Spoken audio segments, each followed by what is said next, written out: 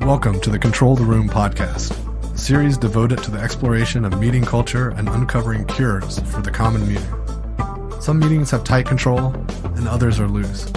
To control the room means achieving outcomes while striking a balance between imposing and removing structure, asserting and distributing power, leaning in and leaning out, all in the service of having a truly magical meeting. Today, I'm with Judy Rees at Rees McCann, where she leads a community of trainers, facilitators, producers, and others who want to make online better than in the room for more of the people, more of the time. She's also co-author of the web events that connects how-to guide and clean language, revealing metaphor and opening minds. Welcome to the show, Judy. Nice to be here. So let's start off with how you began. How did you get your start in this awesome work that you're doing? Ooh, it's a long story, but where I find myself now at the end of 2020 is I've spent 2020 mostly helping organisations take their in-the-room events online, mostly in the NGO world, so global organisations, UNICEF, Norwegian Refugee Council, World Health Organisation, people who wanted to create events that really connected people to people, where relationship building was a critical part of the process. And webinars wouldn't do the job for them. That sort of standard webinar process of 45 minutes of a presenter followed by 15 minutes of Q&A doesn't do anything to build the relationships that get stuff done or that keep donors attached to an organisation. So that's what we've been doing this year. But I got into that pretty much by accident. I've been involved in a process called clean language, which is a precision inquiry methodology, a way of getting to understand what people really mean by what they say. And I wrote a book, co-authored a book about it about 10 years ago, and we were trying to get groups of people together to learn it, learn the skills involved. But we couldn't get groups together in the room. It was too niche, too difficult for people to find the money to train together in London here. And so we started teaching it online. And that was way back when it was thought that you can't teach things online, particularly something as embodied, something as physical, something as metaphorical as clean language. You couldn't possibly teach it online, but we found we had to. So we figured it out.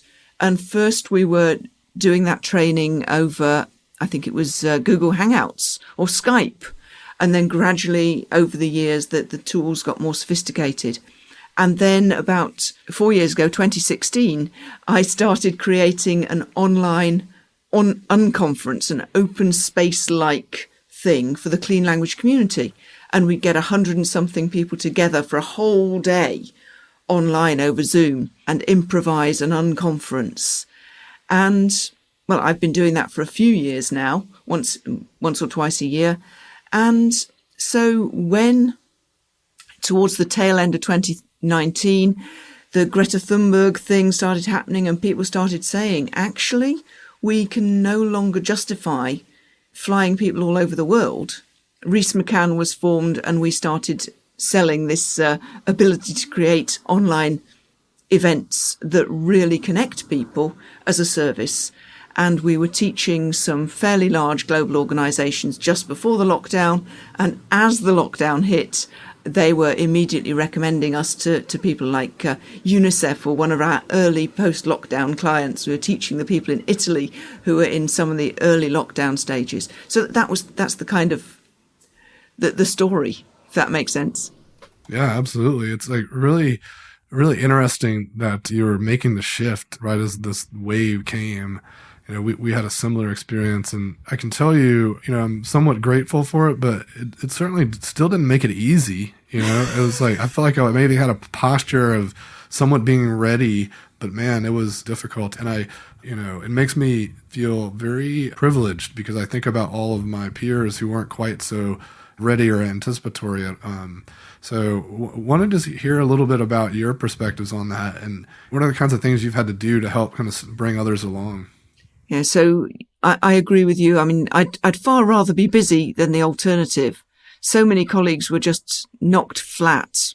Freelance facilitators and coaches and trainers who had nothing for months and didn't know where the rent was coming from. I'd far rather be busy, but it was grim. We were working with organisations who were phoning us up and, desperate. You can't say no to the International Network for Education in Emergencies when they've just been thwacked by a pandemic. But at the same time, I'm only human. And the business at that point was myself and my husband, who's also my business partner, Rees and McCann. So we were thinking, well, what can we do? Well, we grabbed the people who were immediately around us and very quickly, very rapidly taught them how to do some basic trainings that we were running. We already knew they had training skills and they understood at a basic level what we were doing. We showed them then more detail and said, go and deliver this for us. And that was enough to get people started, to do things like, how do you actually set yourself up at the tools level, at the technical level? How do you get lights? How do you get a headset? All those kind of things. And then to start them thinking about this is not just a technical problem. This is not just about the tools. This is also about the skills and learning how to use the tools and the mindset that says, actually, in the room as educators, as trainers, we wouldn't dream of talking at our students for 45 minutes. Why on earth do you think that's okay online? Come on, let's rethink. Let's stretch our heads a little bit. How can we make it work, given the tools that we've got, given that we've got the constraints that we've got? And gradually, as things sort of settled down to some extent, people started to think more creatively about what they were creating, what they were designing. And to bring as many of those people together as we possibly could, we set up one of those online networks. Ours is called the Remote Together Community. We've got about 500 people there now, whose central theme, the central conceit, is that we want to make online gatherings better than in the room ones for more of the people, more of the time.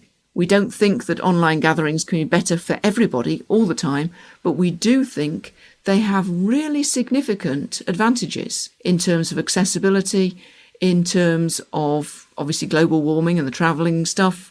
And, conversations can happen online that really would never happen in the room.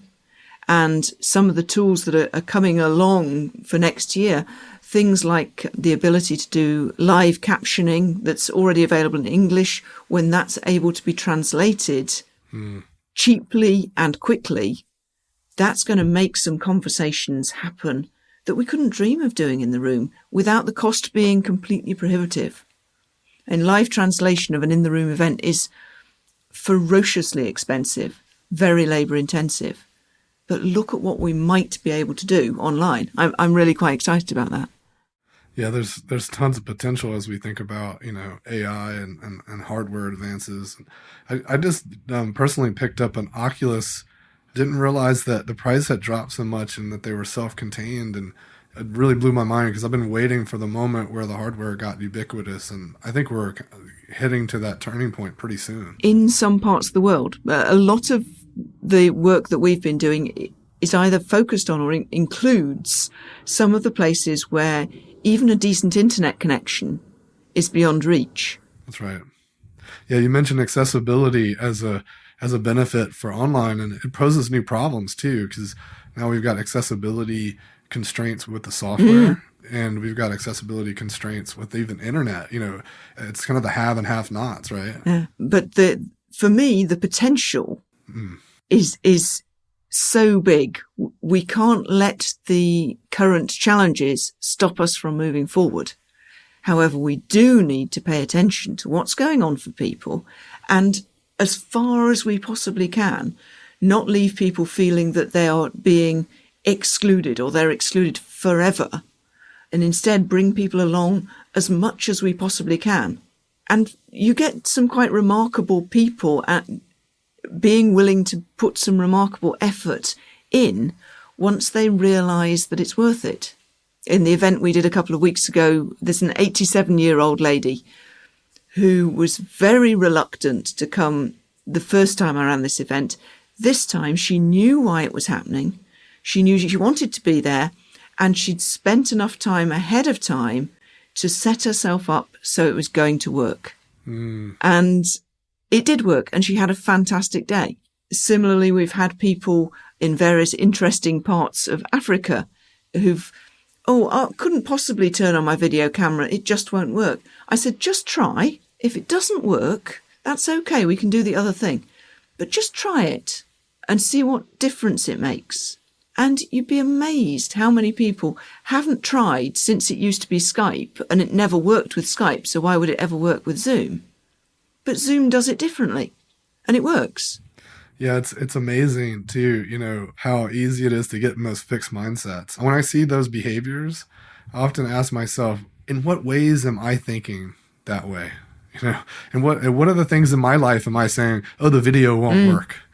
Right? Because it's in us everywhere. And like we learn things and it's helpful, right? We have to create models and we have to commit things so that we don't have to like examine every little thing every time of the day, right? But so whenever I run into something like that, I try to have a ton of empathy and think to myself, there's got to be 10 things today that I did that like that are not serving me. Yeah. And mostly, we go through our lives just assuming that everything's going to be the same as it always was, or else we wouldn't get anything done. Mm-hmm.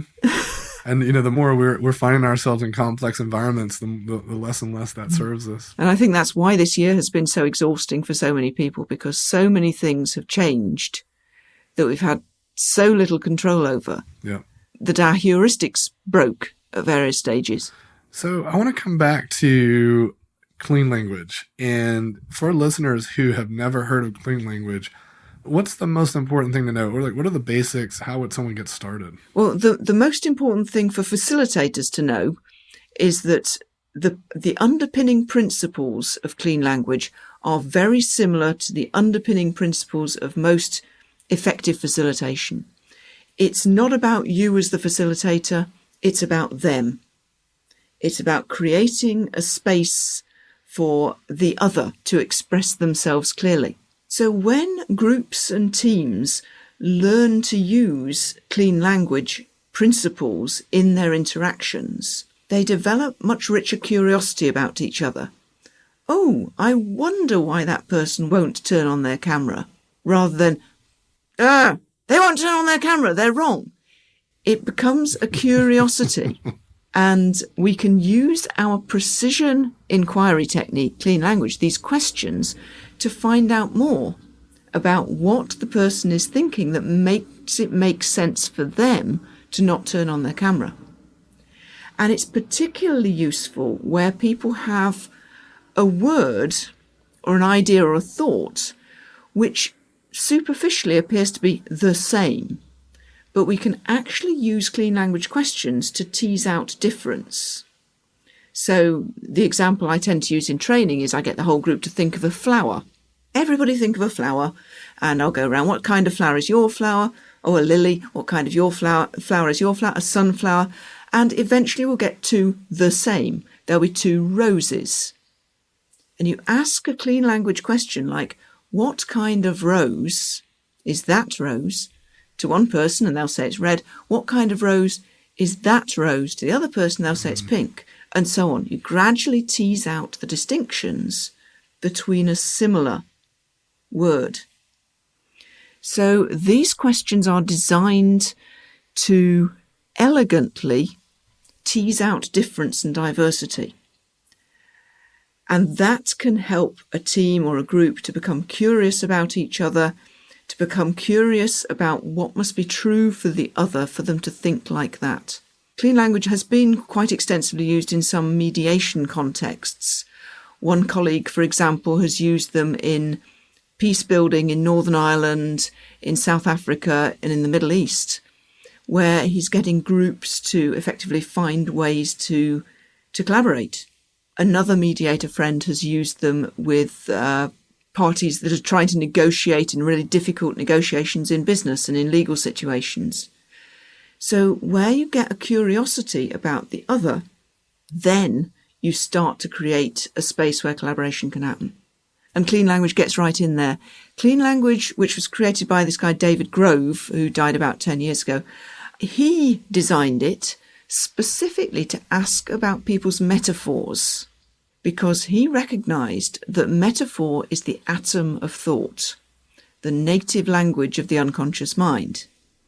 And by using these questions to ask about people's metaphors, you can really start to discover stuff about people.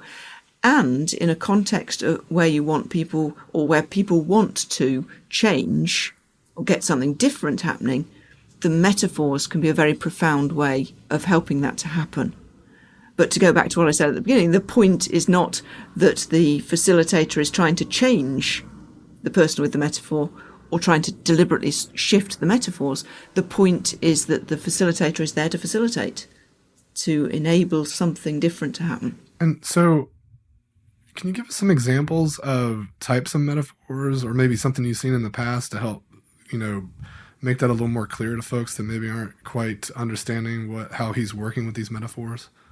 So in the sentence that this is where everybody starts to stumble over their words, because if I start to draw attention to metaphors in what you just said or in what I'm saying, I will trip over my words.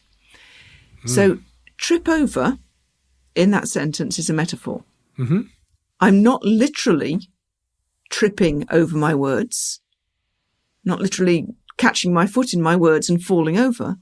That's a metaphor. Metaphors are used at a rate of about 6 per minute in ordinary English, depending which ones you count.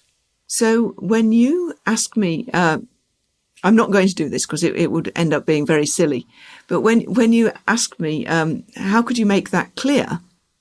Clear is also a metaphor. And one could ask, what kind of clear? Is that clear? Mm-hmm. Or is there anything else about clear like that? Sure. So it's interesting. I would argue that you could use this for not only metaphor, but also jargon. Absolutely. One of my favorite examples of it being used in business is a colleague of mine was working as a business analyst on a software project, which involved 2 banks, one in the Netherlands, one in Belgium. They were collaborating on a big project, some system or other. And my colleague was quite a long way down the development path. He was doing a quick workshop to check some details. And there was something about the way a jargon word was used that prompted him to ask some clean language questions about it. And it emerged that the Dutch group and the Belgian group meant something subtly different by that jargon. And this case study is actually online. His bosses said that they credited the clean language questions with saving the project from being one of those classic, oh my God, how much money have we spent because of a mistake?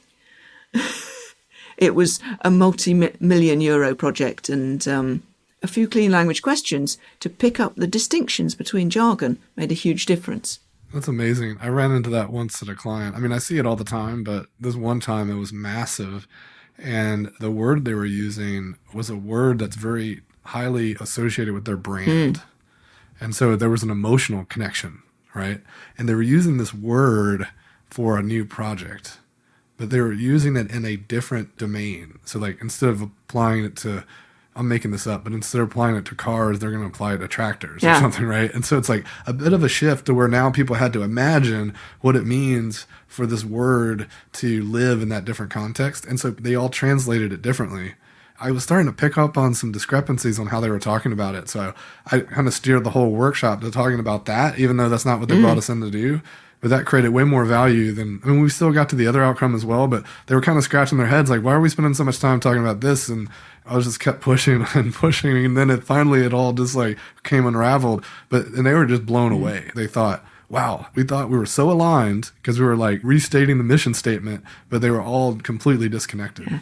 Lovely example. And yeah, it's great because metaphor is not only really fundamental to the way people think, it's also very fundamental to the way people communicate and the way people align.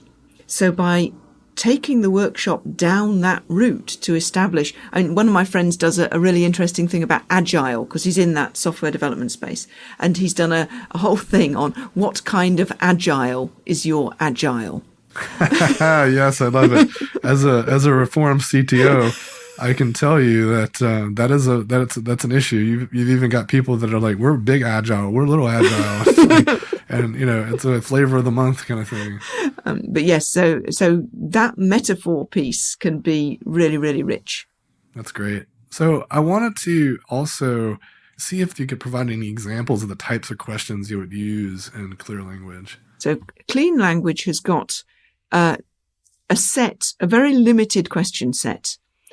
So if you go to cleanlanguagequestions.com, that should redirect to my website, where you can see on one page 12 questions that are the core clean language questions.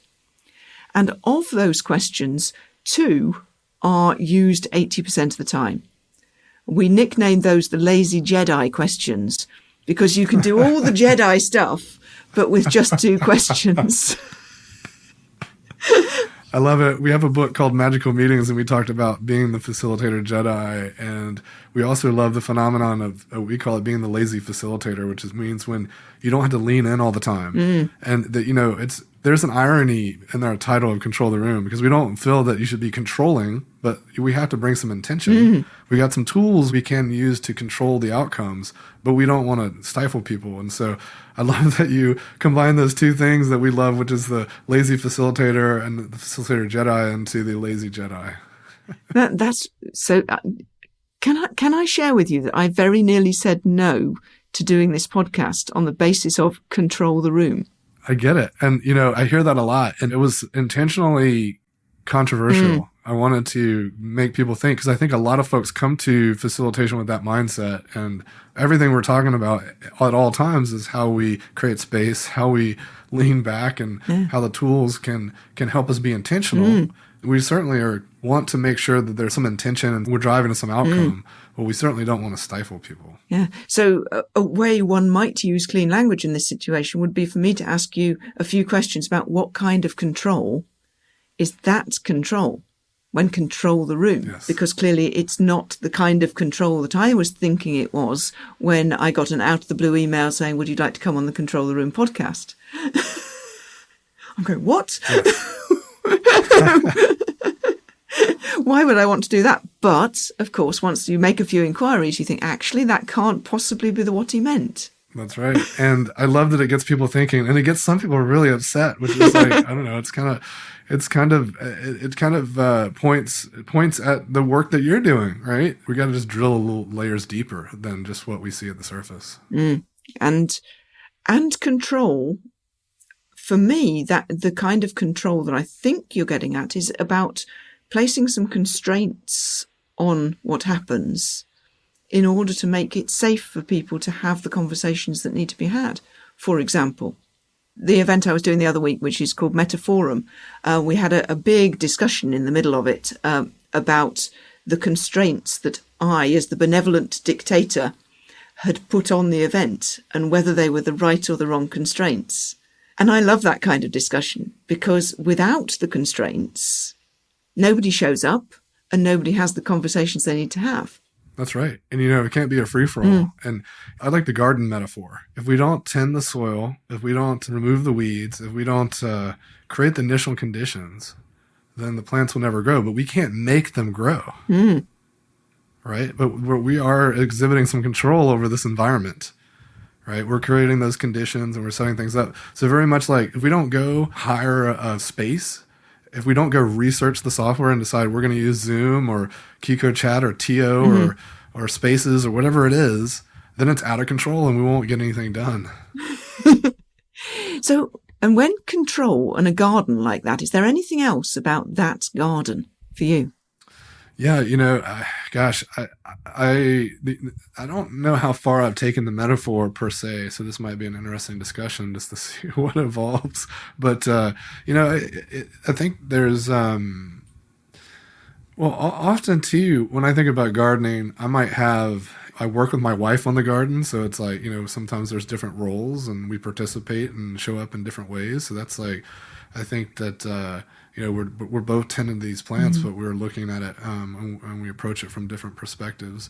Also, I'd like the notion of that if the plants are if you leave them be and protect them from the birds and the rabbits, then they eventually bear fruit, and they do that on their own, right? It's not like anything that I did. I created a spot for them and protected them a bit, and the magic came from them. And I could ask you what kind of fruit, and I could ask you Yes, what kind of magic, and so on and so forth. And notice what just happened. By asking about your metaphor, we started to have a more interesting conversation. Because it's almost impossible to not get interested in your own metaphor. You know what else I like about this? There's so much depth to that, but there's a subtle little thing over the top that I think is worth mentioning, which is if you're using this tool or this approach, then it's sort of assuming that you're on the lookout for metaphors. And if you're paying close enough attention to detect if someone's using a metaphor, then you can't help but to active listen. And there's an even easier layer of it than that. So when you start with the clean language questions, each of the questions has a space in it where there's an X. The X represents the other person's words. So the most commonly used clean language question is, what kind of X? So in order to put anything in that X, you have to be listening well enough to remember at least one of their words. Okay, I'm ready to use this because I've been saving a word that you said earlier that I really wanted to understand more. I'm going to ask you, what kind of embodiment? Ooh. So earlier you were saying that it's really difficult, or it's almost like a wicked question that you posed, which was, how can we do this work online when so much of it, when it's so embodied? And I was thinking, that's interesting. So how is clean language embodied? Well, it's embodied because metaphors typically have a location. Indeed, thoughts typically have a location, either inside one's body or outside one's body. Particularly feelings, but not only feelings, will, if you ask the third clean language question, so the first one is what kind of X, the second one is there anything else about X? The third one we normally introduce is, and where is X? So one could ask something like, and where is control? And control will have some kind of physical location in or around the person being asked. And when David Grove was doing his work, he then got very interested in how human beings map out their inner worlds inside and outside themselves. The classic NLP thing about the past is behind you and the future in front in Western societies, but perhaps different to that in other cultures, is one way of thinking about it. Another friend has thought about it in terms of head, heart, and gut. If you think about gut feelings, they have a physical location in the gut. Think about love, heart, all those kind of heart things, they typically have physical locations in the heart. And you'll put ideas at a distance. You'll get on top of things.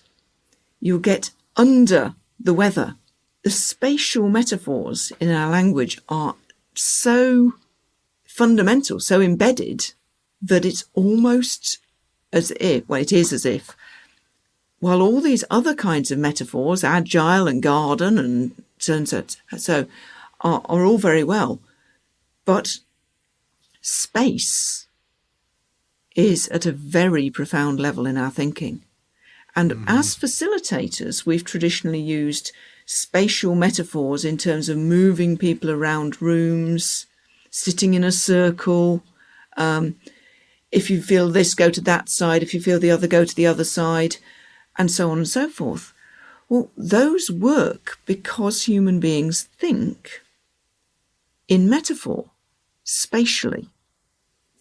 And the spatial metaphors in our language are hidden in the prepositions often. On, top, in, control.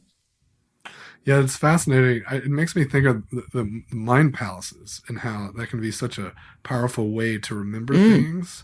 So just that memory device of helping people think temporally or kind of where or when can help people get to more clarity, more provide more detail to you around how they're thinking and what they're thinking about versus what do you mean? Yeah. Then it's like, oh, Yeah.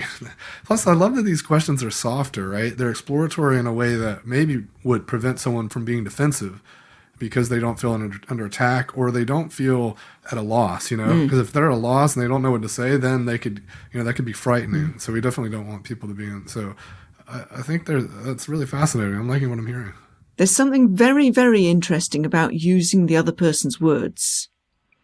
Now, Chris Voss, who is a hostage negotiating person, who wrote a book called Never Split the Difference. I just interviewed his mentor. Excellent. Yeah, Gary Nesner founded the FBI group that Chris kind of came up through. Brilliant. So, yeah, great stuff. So one of the ideas that I got from Chris Voss's book is to think about using the other person's words, because I'd been doing it all the while through clean language, and then, oh, blimey, Chris Voss says using the other person's words is the nearest thing that the FBI has to a Jedi mind trick.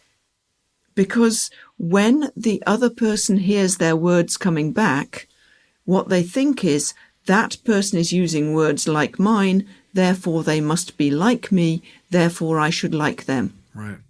The other thing, too, is if you're listening that carefully, then you're not going to miss the nuance, and the nuance is required to connect with people. So there's so many levels of why that works. Yeah. It's just powerful. Even the verbs, I guess this comes back to metaphor, but if people are talking about, like, I feel versus I think, like for instance, if someone says, it's good to see you, and you come back with, it's great to hear your voice, that's disconnected language.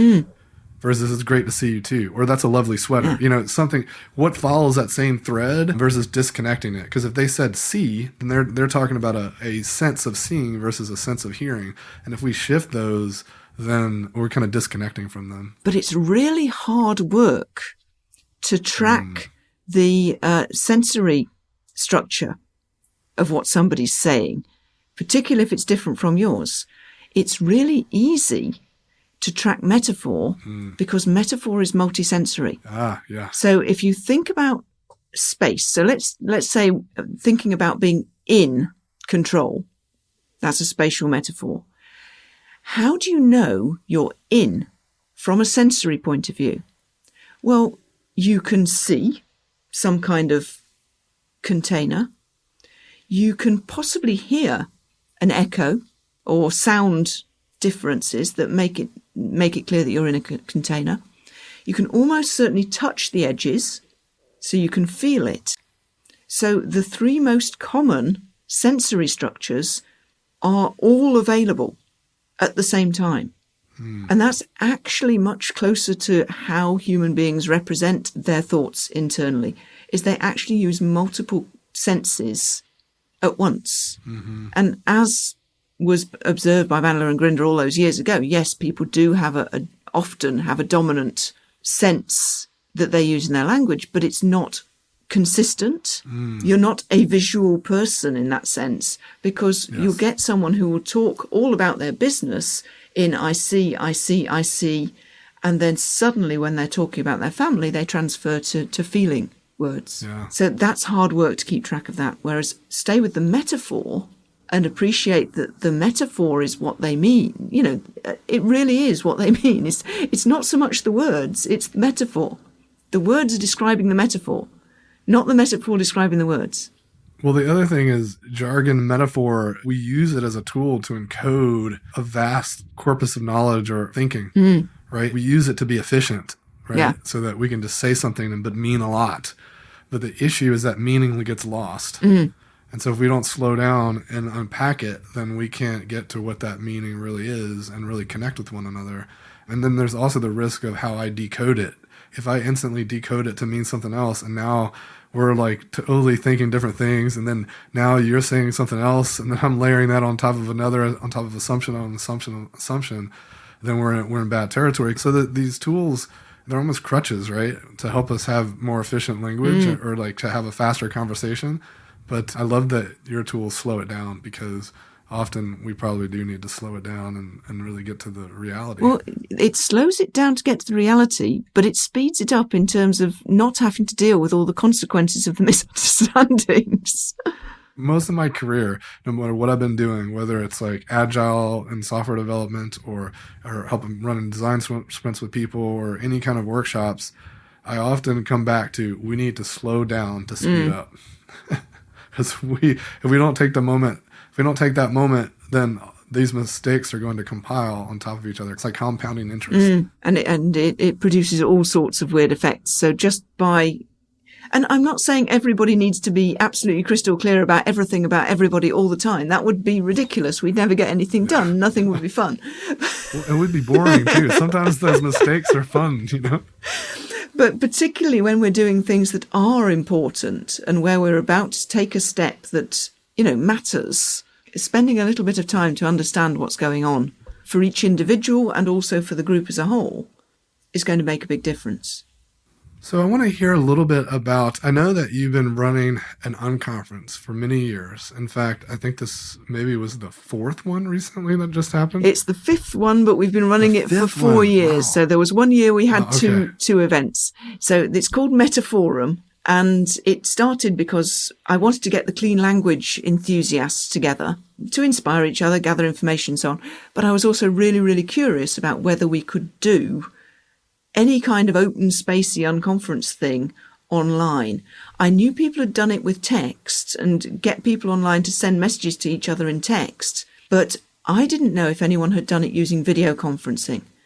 And when Zoom was commonly available at that point and had breakout rooms, I thought we can make something out of this. We can make an event that will really enable a bunch of 100 or so clean language facilitators to connect with each other from wherever they are in the world, and we'll have some decent conversations, inspire each other and regroup. As I said, David Grove died about 10 years ago, so this was sort of 5 years after he died, 6 years after he died.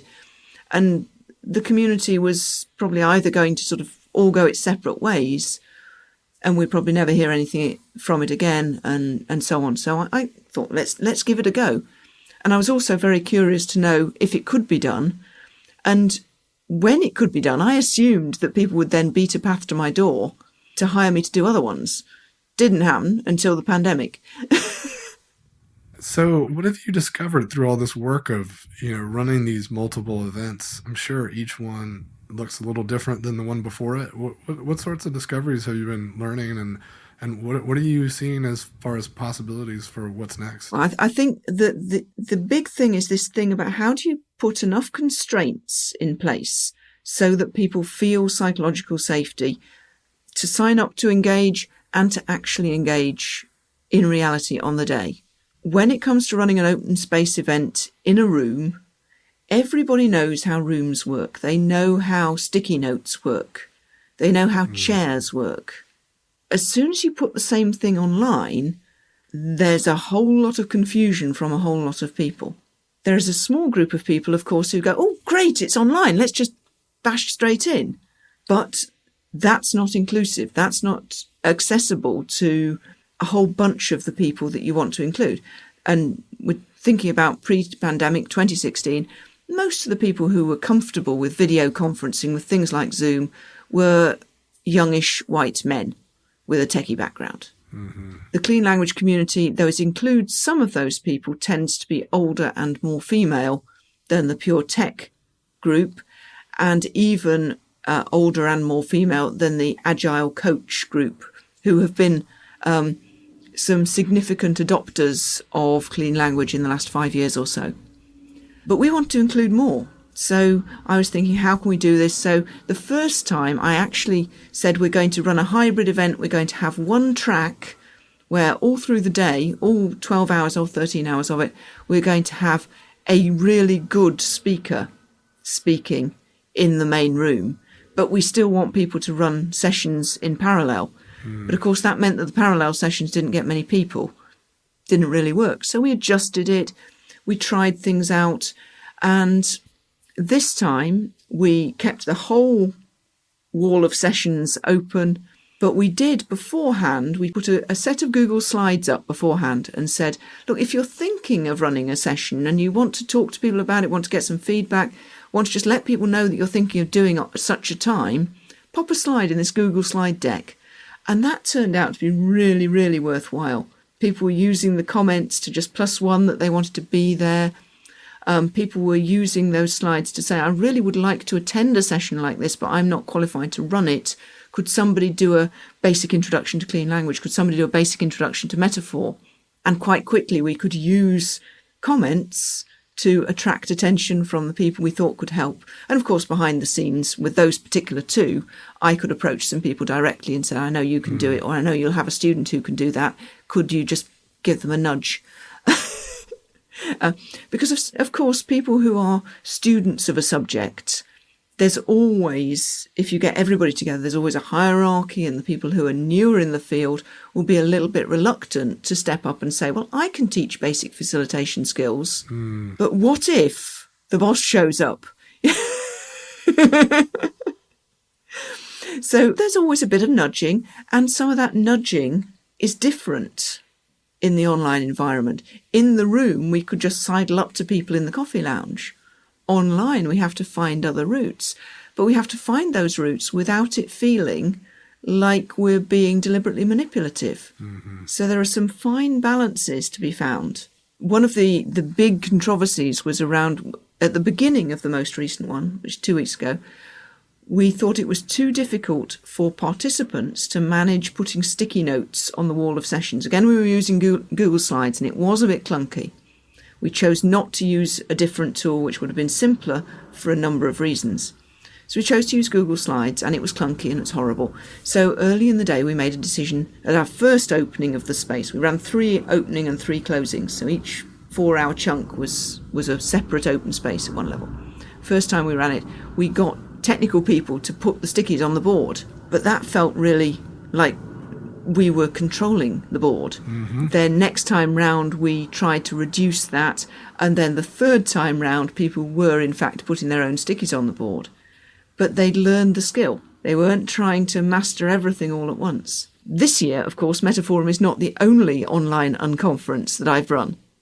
I've run small ones with, 20, 30 people, bigger ones where we've had, again, unconference sections within much larger events. Spaces, for example, a worldwide network of engineers doing solar energy, wind power, water, all those kind of things. Those kind of engineers wanted to get together, 50 of them. They would have normally gone all together to Norway, but they didn't. They did it online. We created spaces where they could raise the topics that they needed to discuss. Isn't it amazing that, the shifts? I mean, we talked about some benefits, some folks don't, but really the opportunity that is before us is quite large. And I think when we look at the connections that can be established that just wouldn't have otherwise, it's quite exciting. I could talk a lot about any of these events because I just find them perpetually fascinating. The fact that basically with each event that people attend, they learn more. They get more confident with any of the technical tools. And we're starting to get to the point now where there's a critical mass of facilitators, trainers, educators who've experienced this, experienced it done well. And I like that idea that, even in the one event, you were moving people up that maturity curve. I think that's really fascinating. And so to your point, the maturity is increasing across the board because people are attending more things, but you can design your event to welcome people in early. And then by the end, they're doing more sophisticated things. That's pretty amazing too. So I want to stop us here there because I feel like we could go on for a really long time. And it's like, when am I going to have a natural place to stop? Because this is so much fun, but I'm going to have to close it out. So would love to give you an opportunity to leave our listeners with a parting thought. Ooh, well, I've talked about the potential of this thing, but so one of the potentials is to stay connected, keep in touch with each other if we're interested in this stuff. My invitation is to go to reesmccann.com, and on there you will find a place to download our Web Events That Connect how-to guide, which is a really simple guide to doing these kind of things. But for the more sophisticated facilitators listening, signing up for that guide will also put you on my weekly linked letter list, where I pull together a weekly selection of about 10 things from the internet, including things about clean language, things about online facilitation, things about how people think that I think a lot of your listeners will find interesting. So do feel free to sign up for that linked letter and stay in touch with me. Thank you so much, Judy. It's been a pleasure having you. It's been really good fun talking to you. Thank you very much. Thanks for joining me for another episode of Control the Room. Don't forget to subscribe to receive updates when new episodes are released. And if you want more, head over to our blog where I post weekly articles and resources about working better together. voltagecontrol.com.